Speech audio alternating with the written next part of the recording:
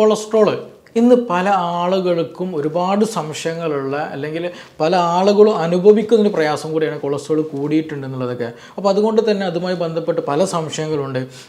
ഡോക്ടറെ, ഞാൻ കൂടുതൽ ഇറച്ചും മീനൊന്നും കഴിക്കുന്നില്ല, പക്ഷേ എന്നിട്ടും എനിക്ക് കൊളസ്ട്രോൾ വന്നു. ഞാൻ മുട്ട കഴിച്ചിട്ട് തന്നെ എത്ര കാലമായി, പക്ഷേ എനിക്ക് കൊളസ്ട്രോൾ വരുന്നുണ്ട്.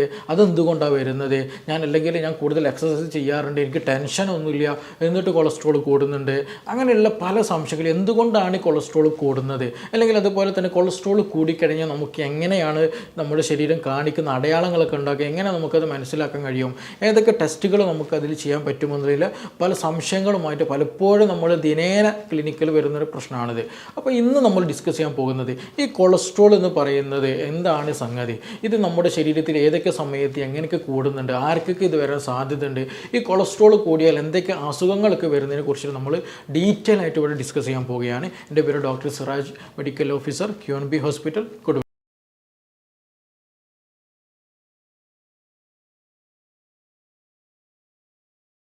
അപ്പോൾ നമ്മളിപ്പോൾ പൊതുവായിട്ട് കൊളസ്ട്രോളൊക്കെ ടെസ്റ്റ് ചെയ്യുന്ന സമയത്ത് ഉണ്ടാകുന്നതാണ് ഈ LDL കൊളസ്ട്രോൾ, അല്ലെങ്കിൽ നല്ല കൊളസ്ട്രോൾ, ചീത്ത കൊളസ്ട്രോൾ എന്നുള്ള പേരിലൊക്കെ, LDL കൊളസ്ട്രോൾ, HDL കൊളസ്ട്രോൾ എന്ന പേരിലൊക്കെ ഉള്ളത്.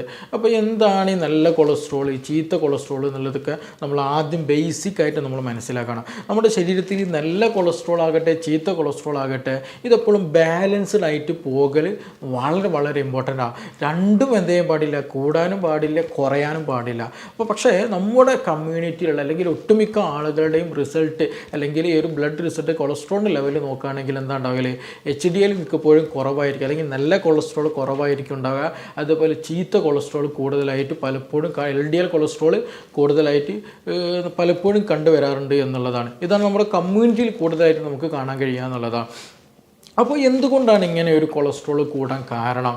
എന്തുകൊണ്ടാണ്? ഇതിന് ഭക്ഷണത്തിൽ എന്തൊക്കെ റോളുണ്ട്, എക്സസൈസിൽ എത്രത്തോളം റോളുണ്ട്, ഭക്ഷണം കഴിക്കുന്ന രീതിക്ക് എത്ര റോളുണ്ട്, നമ്മുടെ മാനസികമായിട്ടുള്ള നമ്മുടെ ജോലിയിൽ എന്തെങ്കിലും ഇതിന് റോളുണ്ടോ, ഇതിനൊക്കെ കുറിച്ചൊക്കെ നമ്മൾ കൃത്യമായിട്ട് നമ്മൾ ബോധ്യം ഉണ്ടായിരിക്കണം. അതേപോലെ തന്നെ കൊളസ്ട്രോൾ കൂടിക്കഴിഞ്ഞാൽ പലപ്പോഴും പല ആളുകളും മിക്കപ്പോഴും എന്താണെങ്കിൽ മറ്റെന്തെങ്കിലും ആവശ്യങ്ങൾക്ക് വേണ്ടിയിട്ട് ഡോക്ടർ എന്തെങ്കിലും ജസ്റ്റ് ഒന്ന് ടെസ്റ്റ് ചെയ്ത് നോക്കി, അല്ലെങ്കിൽ അങ്ങനെ കാര്യങ്ങൾ ചെയ്ത് നോക്കിയെന്ന് പറയുമ്പോൾ അപ്പോൾ നമ്മൾ ടെസ്റ്റ് ചെയ്യുമ്പോൾ മാത്രമാണ് എന്ത് ചെയ്യാറുള്ളത്, മനസ്സിലാക്കാറുള്ളത് ഈ പറയുന്ന കൊളസ്ട്രോൾ ഉണ്ട്, എനിക്കിങ്ങനെ പ്രശ്നമുണ്ട്, ഞാൻ ഇന്ന കാലത്തെ കാര്യങ്ങൾ ശ്രദ്ധിക്കണം എന്നുള്ളത് അപ്പോഴാണ് നമ്മൾ പലപ്പോഴും മനസ്സിലാക്കൽ. അപ്പോൾ ഇനി അതല്ലാതെ നമുക്ക് എങ്ങനെയാണ് ഒരാൾക്ക് കൊളസ്ട്രോൾ കൂടിയാൽ നമുക്ക് സിമ്പിളായിട്ട് മനസ്സിലാക്കാൻ കഴിയും എന്നതിനെ കുറിച്ചൊക്കെ നമുക്കിവിടെ ഡിസ്കസ് ചെയ്യേണ്ടതുണ്ട്.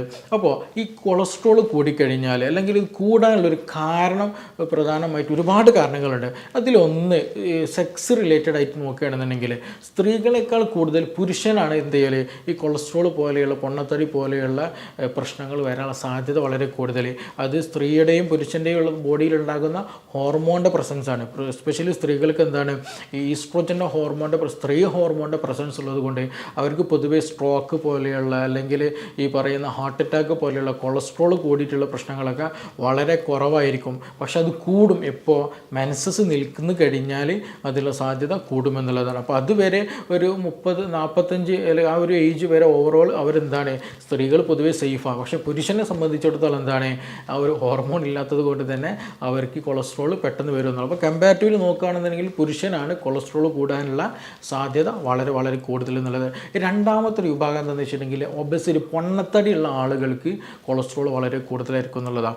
നല്ല വീർത്ത് നല്ല തടിച്ചിട്ടുള്ള ആളുകൾക്കാണെന്നുണ്ടെങ്കിൽ എന്ത് ചെയ്യും, അവർക്ക് BMI വളരെ കൂടുതലും, ബോഡി മാസ് ഇൻഡെക്സ് വളരെ കൂടുതലായിരിക്കും. അപ്പോൾ അവർക്ക് ഈ പറയുന്ന ബോഡി മെറ്റബോളിസത്തിലൊക്കെ നല്ലോണം മാറ്റം ഉണ്ടായിരിക്കും, കൊളസ്ട്രോൾ നന്നായിട്ട് വരാനുള്ള സാധ്യത ഉണ്ടാകുന്ന. അപ്പോൾ പൊണ്ണത്തടി ഉണ്ട് എങ്കിൽ നിർബന്ധമായിട്ട് എന്ത് ചെയ്യണം, കൊളസ്ട്രോൾ ഉണ്ടോ ഇല്ല എന്നുള്ളത് ചെക്ക് ചെയ്യൽ വളരെ പ്രാധാന്യമായിട്ടുള്ളതാണ്. പിന്നെ ഒരു സാധ്യത എന്താണെന്ന് ചോദിച്ചിട്ടുണ്ടെങ്കിൽ ജനറ്റിക്കലി, പാരമ്പര്യമായിട്ടും ചില ആളുകൾക്ക് എന്ത് ചെയ്യാറുണ്ട്, ഈ പറയുന്ന കൊളസ്ട്രോൾ ഉണ്ടാകാറുണ്ട് എന്നുള്ളതാണ്. അത് എസ്പെഷ്യലി നമുക്കറിയാം, ഫാമിലി എടുത്ത് നോക്കുന്ന സമയത്ത് ചില ഫാമിലീസ് ഉണ്ടാകും നല്ലോണം പൊണ്ണത്തടി പാരമ്പര്യമായിട്ടുള്ള ഫാമിലീസ്, നല്ല ജനിക്കുന്ന സമയത്ത് തന്നെ എല്ലാവരും തടിച്ചൊരു പ്രകൃതിയുള്ള ആളുകളായിരിക്കും ഉണ്ടാവുക. അപ്പോൾ അങ്ങനെയുള്ള ഫാമിലീസൊക്കെ എസ്പെഷ്യലി അവർക്ക് എന്തിനുള്ള സാധ്യത ഉണ്ട്, ഈ പറഞ്ഞിട്ടുള്ള കൊളസ്ട്രോൾ കൂടാനുള്ള സാധ്യത വളരെ വളരെ കൂടുതലാണ്. മറ്റേ ഫാമിലീസിനെ അപേക്ഷിച്ച് നോക്കുകയാണെന്നുണ്ടെങ്കിൽ അവർക്കുള്ള സാധ്യത വളരെ കൂടുതലാണെന്നുള്ളതും കൂടെ നമ്മൾ മനസ്സിലാക്കി കളയണം. പിന്നെ മറ്റൊരു കാര്യമാണ്, നമ്മൾ ഭക്ഷണത്തിന് വളരെ വളരെ റോളുണ്ട് എന്നുള്ളതാണ്. അപ്പോൾ നമ്മൾ അമിതമായിട്ട് കാർബൊക്കെ എടുക്കുന്നുണ്ട്, കൂടുതലായിട്ട് മധുരം കഴിക്കുന്നുണ്ട്, ബേക്കറി ഐറ്റംസൊക്കെ നന്നായിട്ട് കഴിക്കുന്നുണ്ടെങ്കിൽ അവർക്ക് ഈ പറയുന്ന ഈ പറഞ്ഞിട്ടുള്ള ഫാറ്റ് അല്ലെങ്കിൽ കൊളസ്ട്രോൾ കൂടാനുള്ള സാധ്യത വളരെ വളരെ കൂടുതലാണ്. അപ്പോൾ അമിതമായിട്ട് നമ്മൾ കലോറി ഇൻടേക്ക് എടുക്കുന്ന സമയത്ത് ഈ മിച്ചം വരുന്ന അല്ലെങ്കിൽ എക്സസ് ആയിട്ട് വരുന്ന കലോറീസ് ഫാറ്റായിട്ട് സ്റ്റോർ ചെയ്യും എന്നുള്ളതാണ്. അപ്പോൾ അതായത് നമ്മുടെ ഒരു രാവിലെ എഴുന്നേറ്റ് രാത്രി ഉറങ്ങുന്നത് വരെ നമുക്ക് ഒരുപാട് വർക്ക് ചെയ്യാണ്ട്, വീട്ടിലത്തെ കാര്യങ്ങൾ, നാട്ടിലത്തെ കാര്യങ്ങൾ, നമ്മുടെ ജോലി സംബന്ധമായിട്ടുള്ള കാര്യങ്ങൾ എല്ലതും പല വിഷയങ്ങൾ നമ്മൾ എൻഗേജ്ഡ് ആയിരിക്കുമല്ലോ. അപ്പോൾ ഈ ഒരു 24 ഹവേഴ്സിൽ നമുക്കൊരു 1500 ജൂളാണ് അല്ലെങ്കിൽ 1500 നമുക്ക് വേണ്ടിയിട്ടുള്ള എനർജി എന്നുള്ളത് കൺസിഡർ ചെയ്യുക. പക്ഷേ നമ്മൾ എന്ത് ചെയ്യാണ്, 2, 3, 4, 5 നേരമൊക്കെ ആയിട്ട് പലപ്പോഴായിട്ട് ചിലപ്പം 2000 അല്ലെങ്കിൽ 3000 എനർജി നമ്മൾ കഴിക്കുന്നുണ്ടാകും. ഒന്നുകൂടെ മനസ്സിലാക്കുക, 1500 നമ്മുടെ ശരീരത്തിന് ഒരു ദിവസത്തിന് വേണ്ടതെന്ന് വെക്കുക. പക്ഷേ നമ്മൾ എത്രത്തോളം കഴിക്കുന്നുണ്ട് ഡബിൾ ചിലപ്പോൾ എന്ത് ചെയ്യും, നമ്മൾ കഴിക്കും അല്ലെങ്കിൽ അത് കൺസ്യൂം ചെയ്യും എന്നുള്ളതാണ്. അപ്പോൾ എന്താണ് അവിടെ സംഭവിക്കുന്നത്, അമിതമായിട്ട് നമ്മൾ കഴിക്കുന്നുണ്ട്, കുറച്ച് മാത്രം നമ്മൾ ഉപയോഗിക്കുന്നുള്ളൂ. അപ്പോൾ സ്വാഭാവികമായിട്ടും ആ അമിതമായിട്ട് വരുന്നത് എന്ത് ചെയ്യും, ശരീരം എസ്പെഷ്യലി ലിവർ അത് കൊളസ്ട്രോൾ ആയിട്ട് അല്ലെങ്കിൽ ഫാറ്റായിട്ട് നമ്മുടെ ശരീരത്തിൽ സ്റ്റോർ ചെയ്ത് വെക്കുക എന്നുള്ളതാണ്. അപ്പോൾ അങ്ങനെ വരുമ്പോഴാണ് മിക്ക ആളുകൾക്കും പൊണ്ണത്തടി, ഒബേസിറ്റി പോലെയുള്ള പ്രശ്നങ്ങൾ ഉണ്ടാകുന്നത്, അതേപോലെ തന്നെ കൊളസ്ട്രോൾ പോലെയുള്ള ഉണ്ടാകുന്നത്. അപ്പോൾ അമിതമായിട്ട് കാർബോഹൈഡ്രേറ്റ് എടുത്താലും ഈ പറഞ്ഞതുപോലെ എന്ത് സംഭവിക്കും, ഈ പറഞ്ഞ കൊളസ്ട്രോൾ കൂടുമെന്നുള്ളതാണ്. അവിടെയാണ് പോയിൻ്റ്. നമ്മൾ ഇറച്ചും മീനും മാത്രം നിർത്തിയതുകൊണ്ടായില്ല. പക്ഷേ ഇതിൽ വലിയൊരു റോൾ ആർക്കുണ്ട്, അരിഭക്ഷണം കഴിക്കുന്നവർക്കുണ്ട്. നമ്മൾ രാവിലെ ഇഡ്ഡലി, ദോശ, മറ്റു കാര്യങ്ങൾ നമ്മൾ കഴിക്കുന്നത്, പുട്ട് പോലൊക്കെ അരിഭക്ഷണം കഴിക്കുന്നത്, ഉച്ചയ്ക്ക് ചോറ് കഴിക്കുന്നത് അരിഭക്ഷണമാണ്. രാത്രിയും ചില സ്ഥലങ്ങളിൽ ചോറ് കഴിക്കും, ചില സ്ഥലങ്ങളിൽ ചപ്പാത്തി കഴിക്കാറുണ്ട്. രണ്ടും ധാന്യങ്ങളാണ്. രണ്ടും ഈ പറഞ്ഞതുപോലെ ഷുഗർ കൂട്ടുന്നതാണ്, പറഞ്ഞതുപോലെ കൊളസ്ട്രോൾ ഉണ്ടാക്കാൻ ഹെൽപ്പ് ചെയ്യുന്നതാണ്. അപ്പോൾ ഈ ഒരു ഭക്ഷണശീലം ഉള്ളത് കൊണ്ട് തന്നെ ഇന്ന് കേരളത്തിൽ മിക്ക ആളുകൾക്കും കൊളസ്ട്രോൾ ഉണ്ട് എന്നുള്ളതാണ്. അതേപോലെ തന്നെ അതിൻ്റെ കൂടെ തന്നെ കിഴങ്ങ് വർഗ്ഗങ്ങൾ, കപ്പ പോലെയുള്ളത് കഴിക്കുകയാണെന്നുണ്ടെങ്കിൽ ഈ പറഞ്ഞതുപോലെ പെട്ടെന്ന് എന്ത് ചെയ്യും, ഷുഗറും കൂടും, ഈ പറഞ്ഞതുപോലെ കൊളസ്ട്രോളും കൂടും. അപ്പോൾ അവിടെ ഇറച്ചിയും മീനും മാത്രമല്ല, വെജ് കഴിച്ചാലും എന്ത് വരുന്നുണ്ട്, കൊളസ്ട്രോൾ കൂടുന്നുണ്ട് എന്നുള്ളത് നിർബന്ധമായിട്ട് നമ്മൾ മനസ്സിലാക്കി കളയാം. അപ്പോൾ ഈ പറഞ്ഞതുപോലെ അമിതമായിട്ട് കാർബ് എടുത്ത് കഴിഞ്ഞാൽ ഈ പ്രശ്നങ്ങളുണ്ടാവും. അതേപോലെ തന്നെയാണ് ചില മാംസം കഴിച്ചു കഴിഞ്ഞാൽ, എസ്പെഷ്യലി നല്ല ഫാറ്റി ആയിട്ടുള്ള മാംസം കഴിച്ചു കഴിഞ്ഞാൽ പ്രശ്നങ്ങൾ ഈ പറഞ്ഞ പോലെ കൊളസ്ട്രോൾ നല്ലോണം കൂടുമെന്നുള്ളതാണ്. എസ്പെഷ്യലി എന്തെങ്കിലും പ്രോസസ്ഡ് ഫുഡുകളൊക്കെ ആണെങ്കിൽ കൂടുതലായിട്ട് പെട്ടെന്ന് ഈ പറഞ്ഞതുപോലെയുള്ള ബുദ്ധിമുട്ടുകൾ, കൊളസ്ട്രോൾ പെട്ടെന്ന് കൂടുമെന്നുള്ളത് മനസ്സിലാക്കുക. ചിക്കനൊക്കെ കഴിക്കുകയാണെന്നുണ്ടെങ്കിൽ എന്ത് ചെയ്യുക, നല്ല രീതിയിൽ പുഴുങ്ങിയിട്ട് നല്ല രീതിയിൽ കഴിക്കുകയാണെന്നുണ്ടെങ്കിൽ ഒരു പരിധി വരെ നമുക്ക് എന്ത് ചെയ്യുക, ഒരു സേഫ് സോൺ ആണെന്ന് പറയാൻ കഴിയും. പക്ഷേ അമിതമായിട്ട് കഴിച്ചാലും അതും മറ്റു പല പ്രയാസങ്ങൾ ഉണ്ടാക്കും എന്നുള്ളത് മനസ്സിലാക്കണം.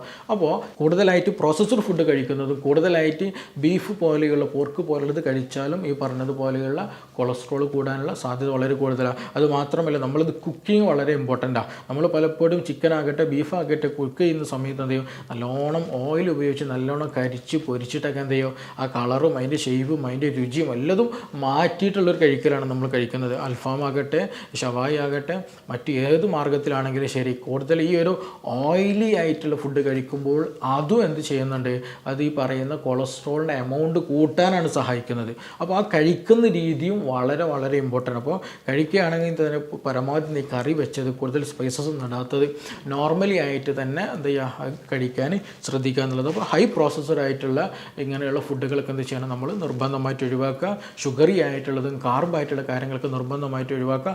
അതൊക്കെ ഈ പറഞ്ഞതുപോലെ കൊളസ്ട്രോൾ നമുക്ക് വരുത്തും. ഡയറ്റിൽ ഈ ഒരു കാര്യങ്ങളൊക്കെ എന്ത് ചെയ്യണം, ഇങ്ങനെയൊക്കെ ഭക്ഷണം കഴിക്കുന്നവർക്കൊക്കെ കൊളസ്ട്രോൾ വരാൻ സാധ്യതയുണ്ട്. ഇനി മറ്റൊരു കാര്യമാണ് എക്സസൈസ് ചെയ്യാത്ത ആളുകൾ എന്നുള്ളത്. എസ്പെഷ്യലി ഇന്ന് കൂടുതൽ ആളുകൾ ഈ സെഡൻറ്ററി ലൈഫ് നയിക്കുന്ന ആളുകളാണ്. സെഡൻറ്ററി ലൈഫ് എന്ന് വെച്ചിട്ടുണ്ടെങ്കിൽ നമ്മൾ കൂടുതൽ വ്യായാമങ്ങളൊന്നുമില്ല, കൈകാൽ അധ്വാനങ്ങളൊന്നും ഇല്ലാതെ, പണ്ട് കാലങ്ങളിൽ എന്ന് വെച്ചാൽ കൃഷിപ്പണികളും മറ്റു നാടൻ ജോലികളും കാര്യങ്ങളൊക്കെ എൻഗേജ് ചെയ്ത ആളുകൾ കൂടുതലായിരുന്നു. അപ്പോൾ അതുകൊണ്ട് തന്നെ ഈ പറയുന്ന എക്സസ് ആയിട്ടുള്ള കാർബൊന്നും അല്ലെങ്കിൽ എക്സസ് ആയിട്ടുള്ള എനർജി ഇല്ല അവർക്ക്.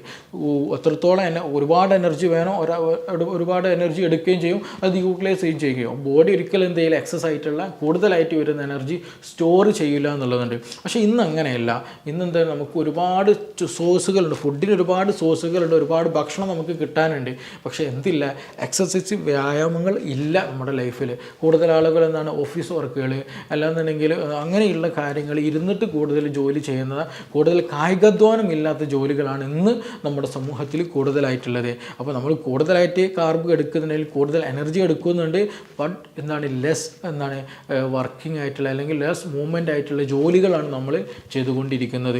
അപ്പോൾ അങ്ങനെ വരുമ്പോൾ സ്വാഭാവികമായിട്ടും ഈ സെഡൻറ്ററി ലൈഫ് കൂടിയത് കൊണ്ട് അങ്ങനെയും ഈ പറഞ്ഞതുപോലെ അടിവയറ്റിൽ കൊഴുപ്പ് വരിക, പൊണ്ണത്തടി കൂടുക, ഇൻസുലിൻ റെസിസ്റ്റൻസ് നിലവിടുക, ഇൻസുലിൻ സെൻസിറ്റിവിറ്റി കുറയുക, കൊളസ്ട്രോൾ പോലെയുള്ള പ്രശ്നങ്ങൾ വളരെ വലിയ രീതിയിൽ കൂടുമെന്നുള്ളതാണ്. അപ്പോൾ നമ്മൾ എപ്പോഴും എന്ത് ചെയ്യാൻ, ഈ സെഡൻറ്ററി ലൈഫുള്ള ആളുകളൊക്കെ ആണെന്നുണ്ടെങ്കിൽ കൂടുതലായിട്ട് ഇരുന്നിട്ടൊക്കെ ജോലി ചെയ്യുന്ന ആളുകളാണെങ്കിൽ ഇടയ്ക്കൊക്കെ ഒന്ന് എന്ത് ചെയ്യണം, LDL HDL എന്ത് ചെയ്യുക, ലിവർ ഫംഗ്ഷൻ ടെസ്റ്റൊക്കെ LFT ഒക്കെ ഒന്ന് ചെക്ക് ചെയ്ത് നോക്കുക. ഇടയ്ക്കൊന്ന് USG ഒക്കെ ഒന്ന് എടുത്ത് നോക്കുക, ഫാറ്റി ലിവറൊക്കെ ഉണ്ടോ എന്നുള്ളത് ചെക്ക് ചെയ്ത് നോക്കുന്നത് വളരെ ഗുണകരമായിട്ടുള്ളൊരു കാര്യമാണ്. അപ്പോൾ എക്സസൈസിന് വലിയ ഒരു റോള് ഈ ഒരു കാര്യത്തിലുമുണ്ട്. അപ്പോൾ സെഡൻറ്ററി ലൈഫുള്ള ആളുകളൊക്കെ എന്ത് ചെയ്യണം, നിർബന്ധമായിട്ടും കൊളസ്ട്രോൾ ഉണ്ടോ അല്ലെങ്കിൽ വന്നിട്ടുണ്ടോ എന്നുള്ളത് നിർബന്ധമായിട്ടൊന്ന് ശ്രദ്ധിക്കുക. അപ്പോൾ ഈ പറയുന്ന കാര്യങ്ങളാണ് പൊതുവേ ഈ പറഞ്ഞതുപോലെ കൂടുതൽ ഭക്ഷണത്തിൽ കൂടുതൽ കാർബ് കഴിക്കുക, അതുപോലെ കൂടുതൽ റെഡ് മീറ്റ് പോലെ കാര്യങ്ങൾ കഴിക്കുക, എക്സസൈസ് തീരെ ചെയ്യാതിരിക്കുക, അതുപോലെ സ്ത്രീകളെക്കാൾ കൂടുതൽ പുരുഷന് വരാനുള്ള സാധ്യത കൂടുതലാണ്, പാരമ്പര്യമായിട്ട് വരിക, ജനറ്റിക്കലി പാരമ്പര്യമായിട്ട് വരിക, പൊണ്ണത്തടിയുള്ള ആളുകൾക്ക് വരിക. ഇതാണ് പൊതുവേ എന്ത് ചെയ്യുക, കൊളസ്ട്രോൾ കൂടിയിട്ടുള്ള ഒരു വിഭാഗം എന്ന് പറയുന്നത്. അപ്പോൾ ഇനി ഉണ്ടാകുന്ന ഒരു ചെറിയൊരു സംശയമാണ്, ഡോക്ടറെ ഞാൻ ഇറച്ചി കഴിച്ച പ്രശ്നമാണോ, ഇറച്ചി മീനൊക്കെ കഴിക്കുന്നുണ്ട്, അത് കൂടി കഴിച്ചാൽ കൊളസ്ട്രോൾ കൂടുമോ എന്നുള്ള പല ആളുകളും ചോദിക്കാറുണ്ട്. മിക്ക ആളുകൾ നമ്മളെ അടുത്തേക്ക് വരുമ്പോൾ അവർ പറയൽ എന്താണ്, ഡോക്ടർ കൊളസ്ട്രോൾ കൂടിയിട്ട് ഞാനാണെങ്കിൽ ഇറച്ചി മീനൊക്കെ തൊട്ടിട്ട് 5-10 വർഷമൊക്കെ ഇതെന്തുകൊണ്ടാണ് കൂടുന്നത്, ഞാൻ മുട്ട പോലെ അങ്ങനെ വെള്ളാണ്ട് കഴിക്കാറില്ല. അപ്പോൾ ഇറച്ചി മീനും കൂട്ടിയ പ്രശ്നമുണ്ടോ? ചില ആളുകൾ പറയുന്നത് കുഴപ്പമുണ്ടെന്ന്, ചില ആളുകൾ കുഴപ്പമില്ല എന്ന് പറയുന്നുണ്ട്. അപ്പോൾ എന്തുകൊണ്ടാണ് ഇത് കഴിച്ചത് കൊണ്ട് എന്തെങ്കിലും പ്രശ്നം ഉണ്ടോ എന്നുള്ളത് പലപ്പോഴും ചോദിക്കുന്ന ഒരു കംപ്ലയിൻറ്റ് അല്ലെങ്കിൽ സംശയമാണ് ഇത് പറയുന്നത്. ഇറച്ചി മീനും കൂട്ടിയാൽ കൊളസ്ട്രോൾ കൂടുമോ അല്ലെങ്കിൽ കുറയോ നോർമലാവോ, എന്താ ചെയ്യേണ്ടതെന്നുള്ളത് നമ്മൾ ആദ്യം മനസ്സിലാക്കേണ്ടത്, ഇത് നമ്മൾ ഇറച്ചിയും മീനും നമ്മുടെ ശരീരത്തിന് വേണ്ട ഒരു സംഗതിയാണ്, അത് ഒഴിവാക്കേണ്ടതല്ല. അത് നമ്മുടെ ശരീരത്തിന് വേണ്ട പ്രോട്ടീൻ, അയൺ പോലെയുള്ളതൊക്കെ വളരെ ഇമ്പോർട്ടൻ്റ് ആയിട്ടുള്ള കണ്ടൻസുകൾ നമ്മുടെ വളർച്ചയ്ക്ക് വേണ്ടിയിട്ടുള്ളത് തരുന്നത് അല്ലെങ്കിൽ കിട്ടുന്നത് ഈ ഇറച്ചിയിലൂടെയൊക്കെ തന്നെയാണ്. അപ്പോൾ അത് നമ്മുടെ ദൈനംദിനം ഭക്ഷണത്തിൽ വേണ്ട ഒരു നിശ്ചിത എമൗണ്ട് വേണ്ട ഒരു സംഗതിയാണ് ഇറച്ചിയാകട്ടെ മീനാകട്ടെ എന്നുള്ളത്. അപ്പോൾ നമ്മളിത് കഴിക്കുമ്പോൾ എസ്പെഷ്യലി കൂടുതൽ കൊളസ്ട്രോൾ വരുന്നത് അമിതമായിട്ട് കൊഴുപ്പടങ്ങിയിട്ടുള്ള ഫാറ്റി ആയിട്ടുള്ള മീറ്റ് കഴിക്കുമ്പോഴായിട്ട്, എസ്പെഷ്യലി പറഞ്ഞിട്ടുള്ള ബീഫ് കഴിക്കുന്ന സമയത്തൊക്കെ മിക്ക ആളുകൾക്കും കൊളസ്ട്രോൾ കൂടാറുണ്ട്. അത് മാത്രമല്ല ചിക്കന് കമ്പാരിറ്റീവിൽ എന്താണ് ഏറ്റവും ബെറ്റർ, നല്ലൊരു ഓപ്ഷനാണ്. ഇനി അതൊന്നുമല്ല, നമ്മൾ ചില സോസേജുകളൊക്കെ ഉണ്ടാക്കുന്ന സമയത്ത് അല്ലെങ്കിൽ ഹോട്ട് ഡോഗ് എടുക്കുന്ന സമയത്ത് അതൊക്കെ എന്ത് ചെയ്യും, മറ്റു പല ബുദ്ധിമുട്ടുകളും പ്രശ്നങ്ങളിലേക്ക് നയിക്കും എന്നുള്ളതാണ്. അപ്പോൾ നമ്മളിത് കഴിക്കുന്ന രീതിയും വളരെ ഇമ്പോർട്ടൻ്റ് ആണ്. ഞാൻ മുമ്പ് സൂചിപ്പിച്ചതുപോലെ നമ്മളിത് കഴിക്കുന്നത് നല്ലോണം വറുത്ത് നല്ലോണം പൊരിച്ച് കരിച്ച് മസാലയൊക്കെ പുരട്ടിയിട്ട് കഴിക്കുകയാണെന്നുണ്ടെങ്കിൽ എന്ത് ചെയ്യാണ്, അതൊന്നും കൂടെ അൺഹെൽത്തി ആയിട്ട് മാറുകയാണ്. നാവിന് രുചി ഉണ്ടാകും, പക്ഷെ അത് ശരീരത്തിൽ എന്താണ് ഹാനികരമായിട്ടാണ് ഇത് ബാധിക്കുക എന്നുള്ളതാണ്.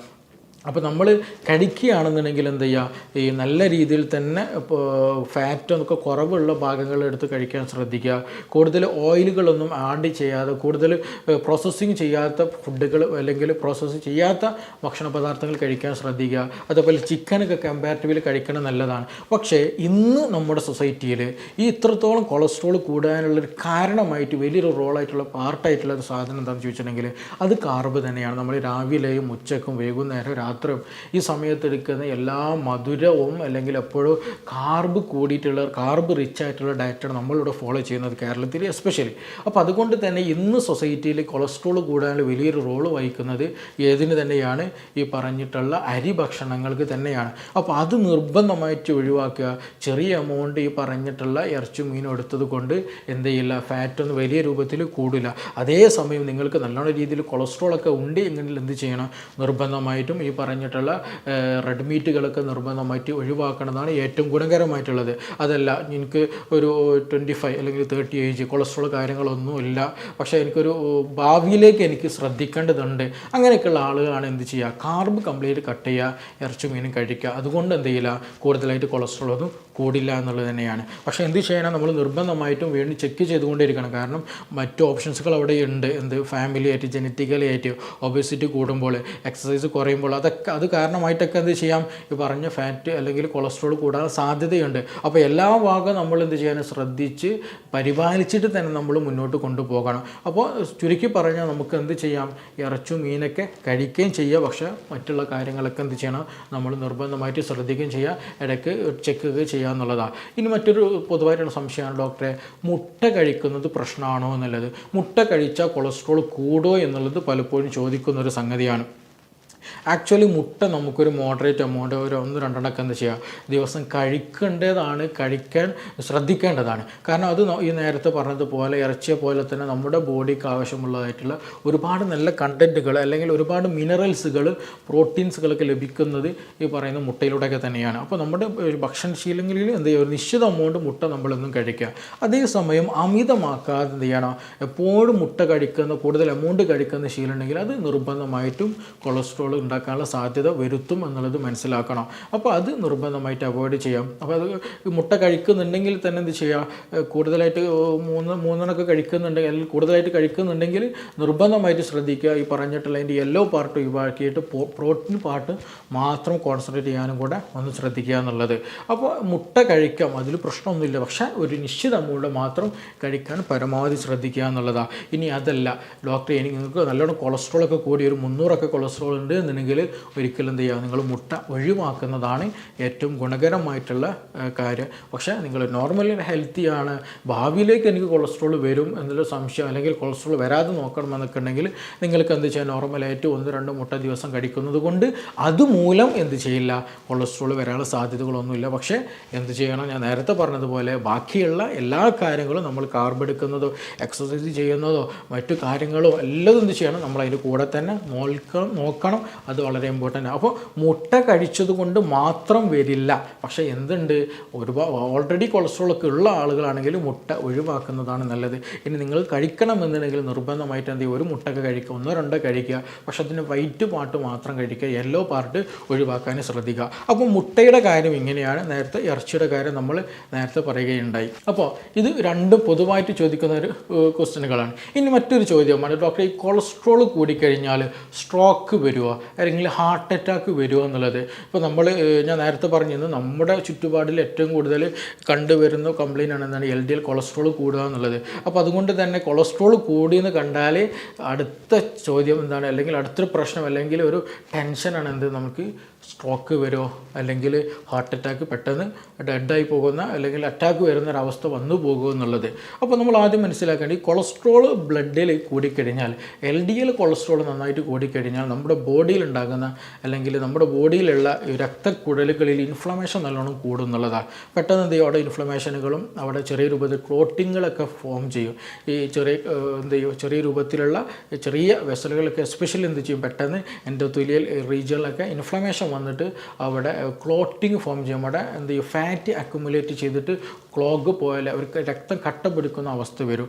അപ്പോൾ അങ്ങനെ ഒരു ടെൻഡൻസി വന്നു കഴിഞ്ഞാൽ എന്ത് സംഭവിക്കാം, ബ്ലോക്ക് പോലെയുള്ള പ്രശ്നങ്ങൾ ഉണ്ടാകാമെന്നുള്ളതാണ്. അപ്പോൾ ഇത് ചിലപ്പോൾ നമ്മുടെ തൈ മസിൽസിലോ അല്ലെങ്കിൽ ലെഗിലൊക്കെ ആയിരിക്കും ചില ആളുകൾക്ക് ഈ പറഞ്ഞിട്ടുള്ള എന്തെങ്കിലും ക്ലോട്ടിംഗ് ഒക്കെ ഉണ്ടാകാനുള്ള സാധ്യത കൂടുതലായിട്ട് ഉണ്ടാവുക. ചില ആളുകൾക്ക് എന്ത് ചെയ്യും, ഹാർട്ടിനുള്ളിൽ തന്നെ ചെറിയ രക്തക്കുഴലുകളൊക്കെ ഉണ്ടാകും. അപ്പോൾ ആ രക്തക്കുഴലുകളിലൊക്കെ എന്ത് ചെയ്യും, ഈ പറഞ്ഞതുപോലെ അവിടെ ചെറിയ ഇൻഫ്ലമേഷൻ വരും. നമ്മുടെ രക്തക്കുഴലിൻ്റെ ഏറ്റവും ഉള്ളിലുള്ള ലെയറിന് ചെറിയ ഇൻഫ്ലമേഷൻ വന്നിട്ട് അവിടെ ചെറിയൊരു മുറിവ് പോലെയൊക്കെ ഫോം ചെയ്തിട്ട് അവിടെ രക്തം എന്ത് ചെയ്യും, നമ്മൾ ഇങ്ങനെ കട്ട പിടിച്ചിട്ട് ഫാറ്റൊക്കെ അക്യുമുലേറ്റ് ചെയ്തിട്ട് ഒരു ഉണ്ട പോലെ അല്ലെങ്കിൽ ഒരു ബോൾ പോലെ രൂപാന്തരപ്പെടും. പിന്നീട് ചില ആളുകൾക്ക് എന്ത് ചെയ്യും, ഈ കാലിലൊക്കെ ചില ആളുകൾക്ക് രൂപാന്തരപ്പെടും. പക്ഷേ അത് നമ്മൾ എക്സസൈസ് ചെയ്യുകയോ അല്ലെങ്കിൽ മസാജൊക്കെ ചെയ്യുന്ന സമയത്ത് എന്ത് ചെയ്യും, അത് അവിടെ നിന്ന് ഡിറ്റാച്ച് ചെയ്ത് പോകും. അതായത് അവിടെ നിന്ന് വേർപെട്ടിട്ട് ആ ഒരു ബോൾ പോലെയുള്ള സ്ട്രക്ചർ എന്ത് ചെയ്യും, നമ്മുടെ ബ്ലഡിലൂടെ പാസ് ചെയ്തിട്ട് ചിലപ്പോൾ എന്ത് ചെയ്യും, ബ്രെയിനിലൊക്കെ പോയിട്ട് ബ്ലോക്ക് ചെയ്യും. അപ്പോഴാണ് മിക്ക ആളുകൾക്ക് സ്ട്രോക്ക് സംഭവിക്കുക എന്നുള്ളത്. കാരണം നമ്മുടെ ബ്രെയിനിലൊക്കെ വളരെ മുടിയുടെ നാരിനേക്കാൾ ചെറിയ തരത്തിൽ വരുന്ന അല്ലെങ്കിൽ അതിനോട് സാമീപ്യമുള്ള ആ ഒരു സൈസിൽ വരുന്ന രക്തക്കുഴലുകളൊക്കെ ഒരുപാടുണ്ട്. അപ്പോൾ അതിലൊക്കെ എന്ത് ചെയ്യും, ഇതും ഈ ഒരു പറയുന്ന നമ്മുടെ തുടയിലോ മറ്റേതെങ്കിലും ശരീരഭാഗങ്ങളിലൊക്കെ ഉണ്ടാകുന്ന ബ്ലഡ് ക്ലോട്ട് ഡിറ്റാച്ച് ചെയ്തിട്ട് ആ ഒരു ബ്ലഡിനെ ഒരു ഉണ്ട അവിടുന്ന് പോന്നിട്ട് എന്ത് ചെയ്യും, ഈ പറഞ്ഞിട്ടുള്ള ബ്രെയിനിലോ അല്ലെങ്കിൽ ചിലപ്പോൾ ഹാർട്ടിൽ തന്നെ അവിടെ പോയിട്ട് അക്യുമുലേറ്റ് ചെയ്തിട്ട് അവിടെ ബ്ലോക്ക് ആക്കി കളയും. അപ്പോൾ അങ്ങനെ വരുമ്പോൾ ആ ഒരു ഭാഗത്തേക്കുള്ള സർക്കുലേഷനൊക്കെ പ്രശ്നമാക്കി കളയും. പെട്ടെന്ന് ശരീരം കുഴയുക, സ്ട്രോക്കിൻ്റെ പ്രശ്നങ്ങളൊക്കെ വന്നു പോകാറുണ്ട്. അപ്പോൾ അതുമൂലം ഈ പറഞ്ഞതുപോലെ എംബോളിസം എന്നൊക്കെ പറയാറുണ്ട്. അപ്പോൾ അങ്ങനെയുള്ള കണ്ടീഷനുകൾക്ക് വരാനുള്ള സാധ്യത വളരെ വളരെ കൂടുതലാണ്. അതേപോലെ തന്നെ ഹൃദയ സംബന്ധമായിട്ടുള്ള അറ്റാക്കുകൾ, പെട്ടെന്ന് സ്ട്രോക്ക് വരുന്ന കണ്ടീഷനുകളൊക്കെ ഈ കൊളസ്ട്രോൾ വന്നു കഴിഞ്ഞാൽ കൂടാനുള്ള സാധ്യത വളരെ കൂടുതലാണ്. അപ്പോൾ ഇത് ഉണ്ടാകാനുള്ള പ്രധാന റീസൺ എന്ന് പറയുന്നതും ഈ പറഞ്ഞിട്ടുള്ള LDL കൊളസ്ട്രോൾ കൂടുക, അതുപോലെ ഇൻസുലിൻ റെസിസ്റ്റൻസ് കൂടുക, ഇൻസുലിൻ സെൻസിറ്റിവിറ്റി കൂടുക. അപ്പോൾ നമ്മുടെ ശരീരത്തിൽ എപ്പോഴും കൊളസ്ട്രോൾ കൂടുതലും അതുപോലെ ഇൻസുലിൻ സെൻസിറ്റിവിറ്റി ഒക്കെ കുറഞ്ഞു കഴിഞ്ഞാൽ ഇൻഫ്ലമേഷൻ പെട്ടെന്നുണ്ടാകും, നമ്മുടെ ശരീരത്തിന് പല ഭാഗങ്ങളിലുണ്ടാകും. ഈ ഷുഗറുള്ള ആളുകൾക്ക് നമ്മൾ ശ്രദ്ധിച്ചിട്ടുണ്ടെങ്കിൽ പെട്ടെന്ന് അവർക്ക് ക്ഷീണം, അസുഖങ്ങൾ ഇങ്ങനെ വന്നുകൊണ്ടേയിരിക്കും. കാരണം അതിൽ ബോഡി ഇമ്മ്യൂണിറ്റി കുറയാണ്, അതുപോലെ തന്നെ ഇൻഫ്ലമേഷൻ വരാനുള്ള ടെൻഡൻസി വളരെ കൂടുതലാണ്. അപ്പോൾ അത് വരും, ഹീൽ ചെയ്യും, വീണ്ടും വരും, ഹീൽ ചെയ്യും, അങ്ങനെ ഉണ്ടാവുക. അപ്പോൾ ഈ പറഞ്ഞതുപോലെ LDL കൊളസ്ട്രോൾ കൂടിക്കഴിഞ്ഞാൽ എന്ത് ചെയ്യും, രക്തക്കുഴലുകളിൽ കട്ടകൾ അല്ലെങ്കിൽ അതിറോസ്ക്ലിറോസിസ് വരാനുള്ള സാധ്യത വളരെ കൂടുതലാണ്. ബ്ലഡ് സർക്കുലേഷൻ അത് നെഗറ്റീവായിട്ട് ബാധിക്കും, ഹൃദയ സംബന്ധമായ പ്രയാസങ്ങളുണ്ടായിരിക്കും, സ്ട്രോക്ക് പോലെയുള്ള സാധ്യത വളരെ വളരെ കൂടുതലാണ്. അപ്പോൾ നിങ്ങൾ ഈ LDL കൊളസ്ട്രോൾ കൂടി എന്നത് കൊണ്ട് എന്ത് ചെയ്യേണ്ട, ടെൻഷൻ അടിക്കേണ്ടതില്ല. പക്ഷേ അതേസമയം തീർച്ചയായിട്ടും ശ്രദ്ധ ചെലുത്തണം. എക്സസൈസ് കാര്യങ്ങൾ ചെയ്യേണ്ടതാണെങ്കിൽ ചെയ്യണം. ചില ആളുകൾക്ക് ഹൃദയ സംബന്ധമായിട്ട് കൊളസ്ട്രോളൊക്കെ കൂടിയിട്ട് ബ്ലോക്ക് വന്നിട്ടുണ്ടായിരിക്കും. അപ്പോൾ ഡോക്ടർ ഞാൻ എന്ത് എക്സസൈസ് ചെയ്യേണ്ടതെന്നുള്ള ഡൗട്ട്സ് ഉണ്ടായിരിക്കും. അപ്പോൾ അവർ ചെയ്യേണ്ടത് ഡയറ്റ് നിർബന്ധമായിട്ടും ശ്രദ്ധിക്കുക, അല്ലെങ്കിൽ കൊളസ്ട്രോൾ വരുന്ന ഡയറ്റുകളൊക്കെ നിർബന്ധമായിട്ട് ഒഴിവാക്കുക.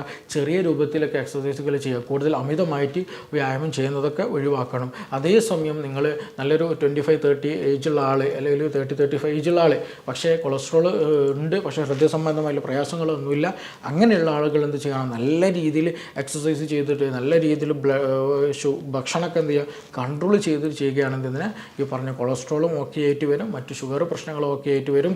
ഈ പറഞ്ഞ ക്ലോട്ട് അല്ലെങ്കിൽ സ്ട്രോക്ക് ഒക്കെ ഉണ്ടാകാനുള്ള സാധ്യത നല്ലോണം കുറയും എന്നുള്ളതാണ്. അപ്പോൾ അങ്ങനെയുള്ള ആളുകൾ ആ ഒരു ഓപ്ഷനും കൂടെ എടുക്കുക എന്നുള്ളതാണ്. അപ്പോൾ ഈ പറഞ്ഞ കാര്യങ്ങളൊക്കെയാണ് പൊതുവായിട്ട് നമ്മുടെ കമ്മ്യൂണിറ്റിയിൽ ഉണ്ടാകുന്ന ചില സംശയങ്ങൾ. അപ്പോൾ ഇതിൻ്റെ ഒരു വലിയൊരു ഫാക്ടർ നമ്മൾ എടുത്ത് നോക്കുകയാണെന്നുണ്ടെങ്കിൽ ഇതിൽ വലിയൊരു അല്ലെങ്കിൽ വലിയൊരു പ്രശ്നക്കാരൻ എന്താണെന്ന് ചോദിച്ചിട്ടുണ്ടെങ്കിൽ നമ്മുടെ ഈറ്റിംഗ് എന്നുള്ള ഒരു പാർട്ടാണ് ഇതിൽ വലിയൊരു ഫാക്ടറായിട്ടുള്ളത്. നമ്മൾ അമിതമായിട്ട് അല്ലെങ്കിൽ കൂടുതൽ എക്സസൈസ് ചെയ്യേണ്ടി വരുന്നത് തന്നെ എപ്പോഴാണ്, ഈ കൂടുതലായിട്ട് കൊളസ്ട്രോൾ അല്ലെങ്കിൽ കൂടുതലായിട്ട് പൊണ്ണത്തടി അല്ലെങ്കിൽ കൂടുതൽ ഷുഗർ വരുന്നത് കാരണമായിട്ടാണ് നമ്മൾ എക്സസൈസിൽ പോലും കൂടുതൽ നമ്മൾ ശ്രദ്ധ കൊടുക്കേണ്ടി വരുന്നത്, കൂടുതലായിട്ട് ശ്രദ്ധ കൊടുക്കേണ്ടി വരും.